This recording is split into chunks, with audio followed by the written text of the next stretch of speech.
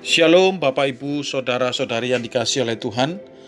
Renungan pagi hari ini berjudul Dari Pejabat ke Mandor.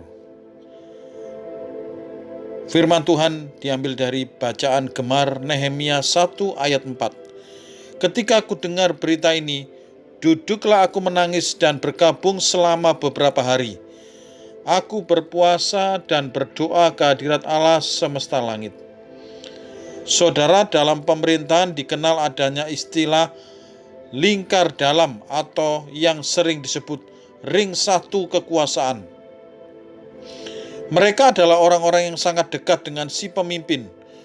Pemikiran mereka akan sangat mempengaruhi si pemimpin.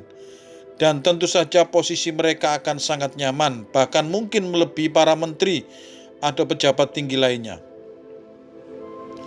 Saudara, di zaman Alkitab, juru minuman adalah ring satu raja.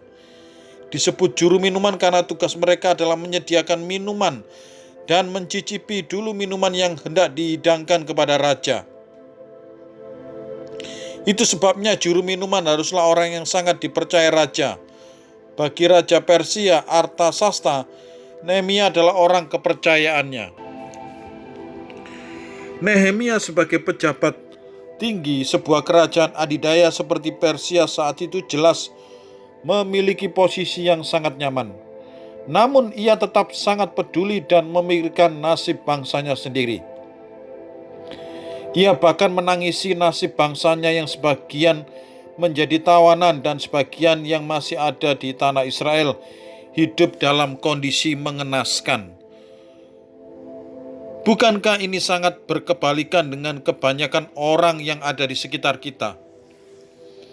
Sudah jadi cerita lama betapa banyaknya orang yang setelah berada di posisi nyaman, ada di lingkaran kekuasaan lalu ibarat kacang lupa kulitnya.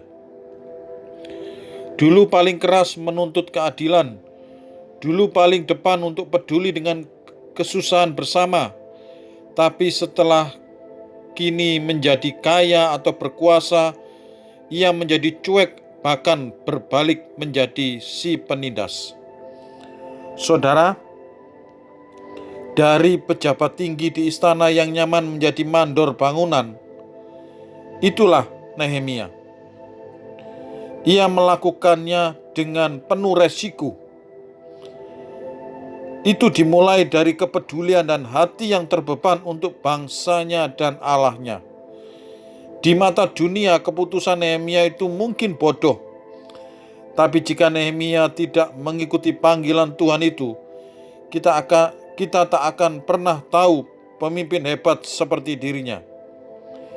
Tapi orang seperti Nehemia inilah yang mau Tuhan pakai untuk melakukan hal-hal besar.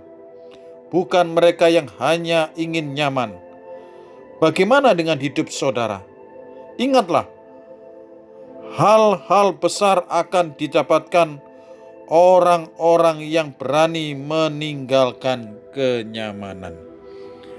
Kiranya kita bisa belajar dari Nehemia, berani meninggalkan kenyamanan untuk memperjuangkan keadilan. Mari kita berdoa. Bapa di surga, pakailah kami untuk terus berjuang, memperjuangkan kebenaran di tengah-tengah situasi zaman yang bengkok ini. Mohon Tuhan memberkati hidup kami. Berkati pekerjaan kami, berkati rumah tangga kami, berkati kesehatan kami. Kami yang lemah tubuh, Tuhan jamah, Tuhan pulihkan.